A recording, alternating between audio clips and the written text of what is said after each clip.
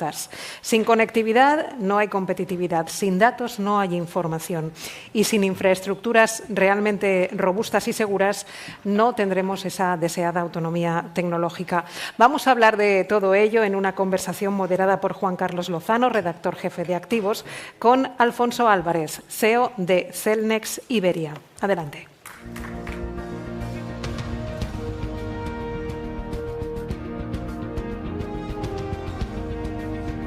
Buenas tardes.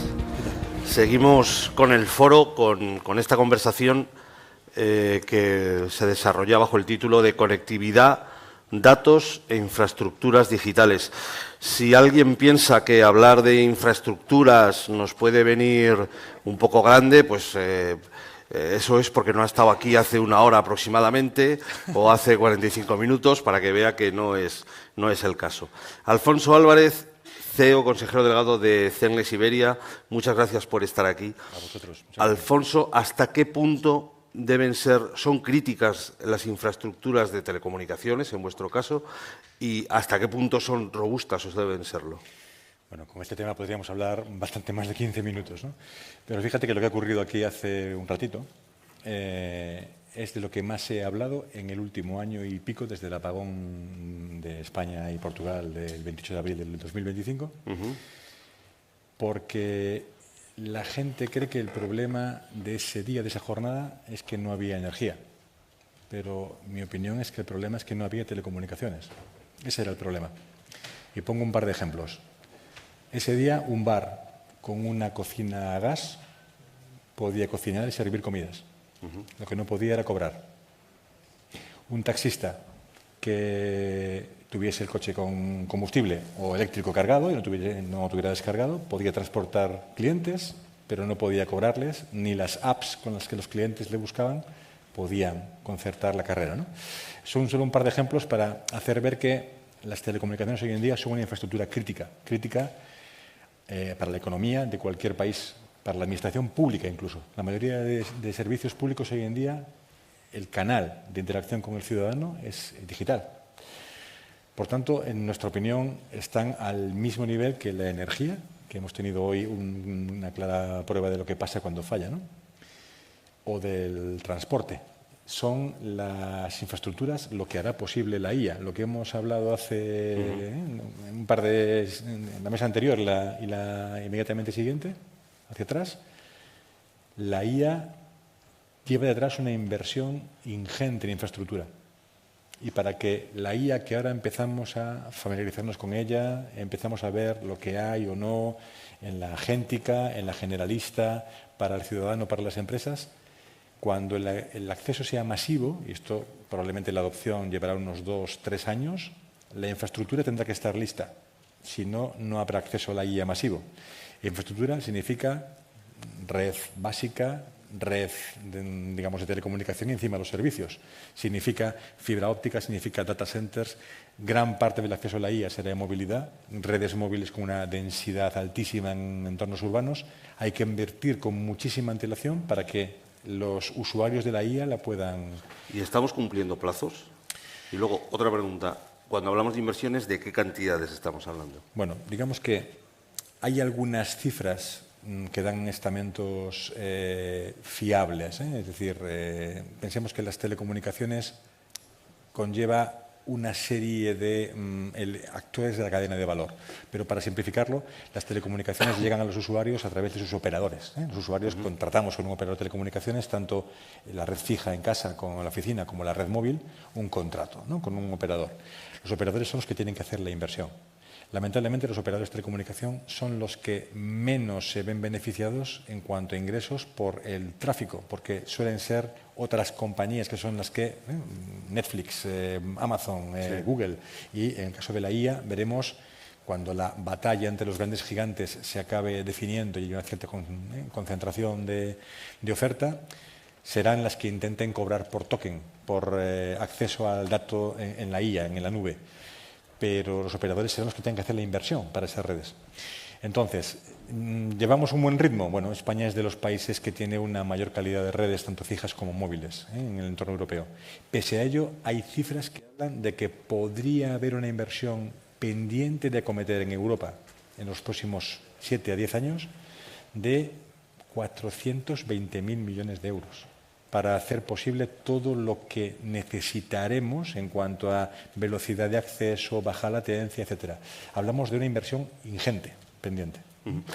Y estaba citando antes los operadores y las inversiones necesarias, pero unos datos que había visto en una entrevista que había hecho usted estos días atrás, tú, por favor. De acuerdo. Me llamaba la atención. Por ejemplo, me decía en la entrevista que en Estados Unidos un operador de telecomunicaciones tiene una media de 100 millones de clientes, en China unos 400 millones de clientes y en Europa la media es de 5 millones de clientes. Eso es un evidente problema de tamaño. ¿Con este tamaño pueden los operadores competir en Europa? La respuesta claramente es no. Aquí hay algo muy sencillo de entender para, digamos, personas del ámbito empresarial, ¿no? Y también de la administración pública. En el ámbito de las telecomunicaciones, el posicionamiento de los operadores de telecomunicación, las empresas que prestan el servicio histórico, y el de las autoridades regulatorias que vigilan sus servicios, que haya competencia, se ha centrado siempre en el ámbito de los servicios y no en el de las infraestructuras. Servicios significa, los reguladores velan porque haya competencia a bajo precio. Vale. Por tanto, se ha convertido en un sector que, siendo cada vez más vital para la economía, sin conectividad digital no hay economía de ningún tipo, los usuarios de esas redes siguen percibiendo que el servicio debe caer del cielo como un maná y que deben pagar el menor coste posible. Sigue siendo un tema de discusión entre, es otro ejemplo que pongo frecuentemente, incluso un poco en broma. Sigue siendo frecuente que la gente presuma de que se ha ahorrado 8 euros al mes forzando con su operadora la renovación del contrato. Sin embargo, no mira en gastarse en un gin tonic malo de garrafón 25 euros. ¿Vale?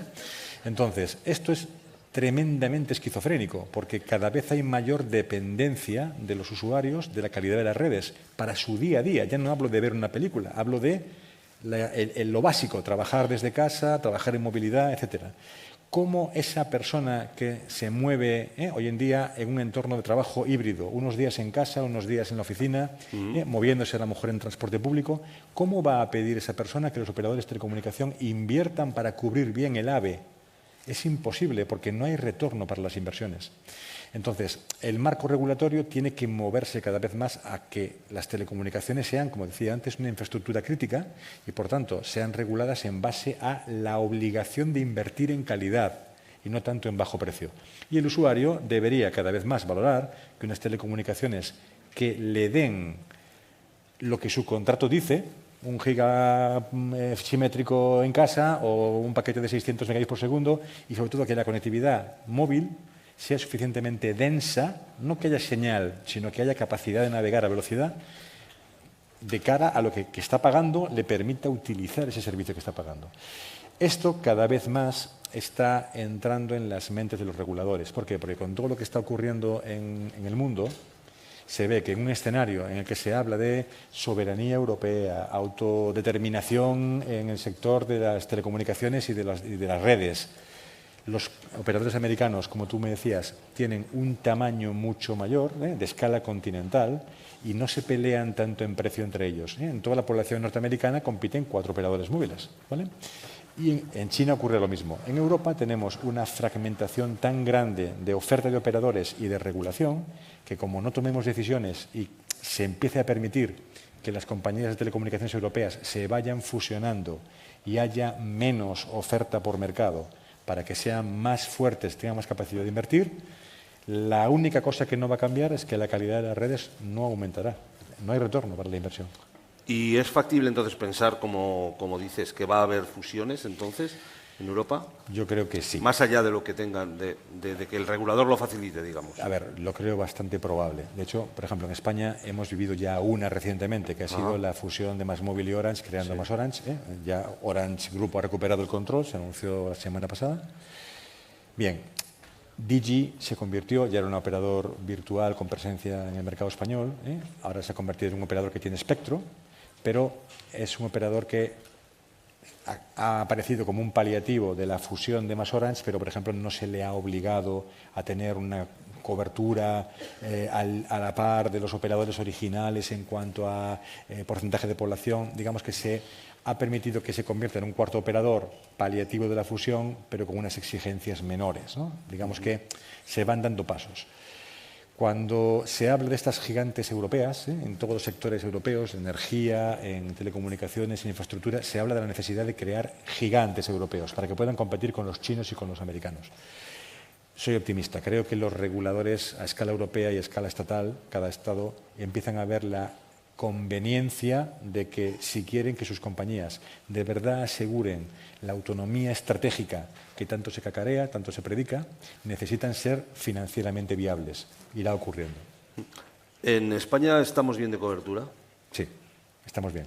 Todo depende con quién te compares. Si te comparas con Corea, probablemente mejorable. Si te comparas con el Reino Unido, y viví allí 5 años, mucho mejor. Pero no solo en grandes ciudades. No.